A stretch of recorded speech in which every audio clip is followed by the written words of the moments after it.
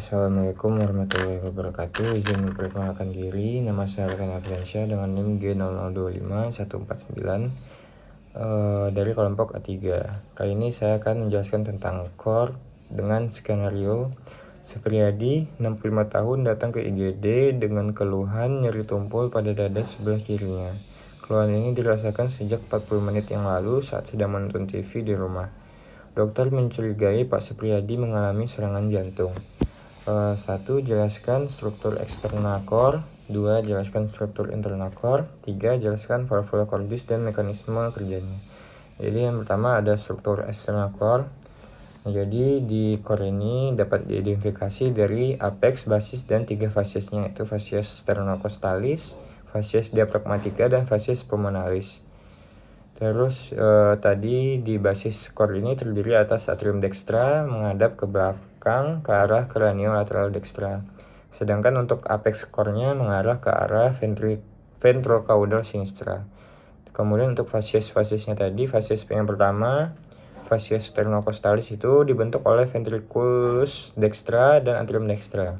Yang diantaranya itu ada sulcus atrioventricularis dan di pinggir kirinya disusun sedikit auricula sinistra. Kemudian fasies diafragmatica ini dibentuk oleh ventriculus dextra dan sinistra yang dipisahkan oleh sulcus interventricularis posterior dan bersandar pada centrum tendineum diafragmatica. Kemudian untuk permukaan inferior atrium dextra yang bermuara ke vena cava inferior ini juga membentuk fasies ini. Terus fasies pulmonalis itu dibentuk oleh ventriculus sinistra yang membentuk impressio cardiaca pada fasies medialis pulmo sinistra dan atrium dextra untuk pulmodexter. Selanjutnya ini POV dari core dilihat dari ventral dan dorsal. Jadi di core ini ada 4 ruang jantung, ada atrium dextra, atrium sinistra, ventriculus dextra, dan ventriculus sinistra. Terus tadi juga ada auricula jantung. Dia ini merupakan struktur pelengkap atrium yang menonjol yang merupakan sisa atrium kanan janin. Terus auricula ini bisa meredakan tekanan tinggi di atrium dengan meningkatkan kapasitas atrium pada saat stres. Terus permukaan dalamnya seperti dinding anterior atrium mengandung musculus pectinati yang menyebabkan penampilannya menjadi kasar. Terus tadi juga ada sulcus tempat lewatnya pembuluh darah jantung, contohnya sulcus coronarius, sulcus interventriculis anterior. Selanjutnya ada skeleton cordis. Jadi skeleton cordis ini fungsinya tempat melekatnya miokardium sebagai kerangka core, tempat perlekatan cuspis atau katup jantung, dan isolator impuls antara atrium dan ventricle. Di skeleton cordis ini ada struktur yang namanya annulus fibrosus dan trigonum fibrosum. Untuk annulus fibrosus itu dia 4 cincin fibrosa yang mengelilingi 2 ostium atrioventricular, orificium aorta, dan orificium truncus pulmonalis. 4 annulusnya itu ada annulus atrioventricularis dextra, sinistra, annulus valva aorta, dan annulus valva trunci pulmonalis. Kemudian untuk trigonum fibrosumnya, yaitu daerah penembalan jaringan yang menghubungkan antara annulus. Ada 2, yaitu trigonum fibrosum dextra dan trigonum fibrosum sinistra. Selanjutnya core interna, di sini ada atrium dextra dan ventriculus dextra. Di atrium dextra ini di bagian halusnya ada sinus venarum cavarum. Kemudian bagian kasarnya ada musculus pectinati. Terus bagian halus dan kasarnya dipisahkan oleh crista terminalis di bagian dalam dan sulcus terminalis di bagian luar. Kemudian di sini ada fossa ovalis dan limbus fossa ovalis, yaitu obliterasi foramen oval yang berada di septum interatrial. Kemudian ada ostium atrioventricular dextra. Ini menghubungkan dengan ventriculus dexter, dan ada ostium sinus coronaris yaitu dan ostium vena cava inferior. Kemudian di ventriculus dextra dia tersusun atas satu ruang kasar yang disusun dari trabecula carneae. 3 jenis trabecula carneae itu ada musculus papillaris, ada trabecula septomarginalis. Di sini juga ada bundle of fish, terus ada rigi biasa menonjol di bagian dalam. Selanjutnya core interna bagian atrium sinister. Di sini terdiri atas sinus venarum cavarum dan auricula sinistra.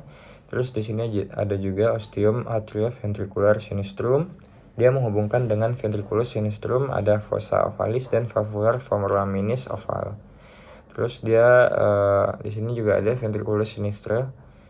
Dia pembentuk apex cordis. Terus di sini miokardnya lebih tebal dibanding yang lain. Terus vestibulum aorta ada di sini, ada ostium aorta sebagai penghubung dengan aorta dan musculus papillaris. Selanjutnya valvula cordis.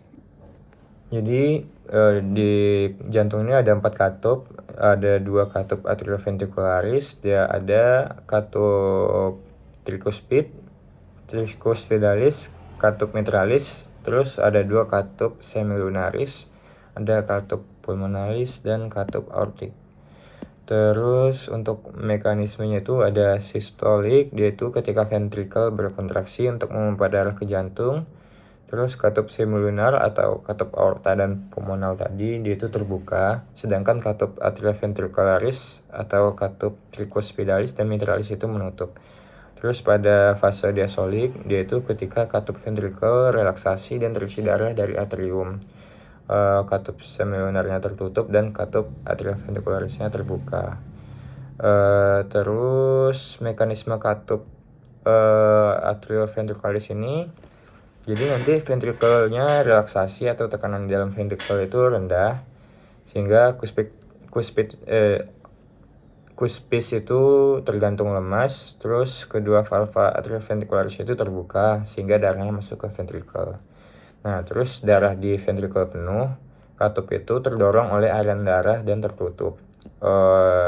Kemudian chorda tendinae dan musculus papillarisnya menegang. Terus fase mekanisme katup pulmonal selama sistol itu, tekanan aliran darah itu akan mendorong katup ke atas sehingga darah mengalir ke arteri pulmonalis. Tapi kadang-kadang darah akan mengisi sinus pulmonal, dan ketika katup telah terisi penuh, titik puncaknya akan turun ke bawah sehingga menutup katup pulmonal. Terus mekanisme katup aorta. Katup aorta ini memiliki struktur yang unik, yaitu bukan arteri koroner dalam sinus aorta, atau arteri koroner adalah arteri yang memvaskulasasi jaringan itu sendiri. Terus dia ini ada di dalam sinus aorta. Terus kita juga ingat bahwa pengisian sinus hanya terjadi pada akhir sistol atau kontraksi ventrikel, sehingga aliran darah melalui pembukaan arteri koroner hanya terjadi pada fase diastol atau ventrikel relaksasi, atriumnya kontraksi. Sekian yang dapat saya sampaikan, kurang lebihnya mohon maaf. Wassalamualaikum warahmatullahi wabarakatuh.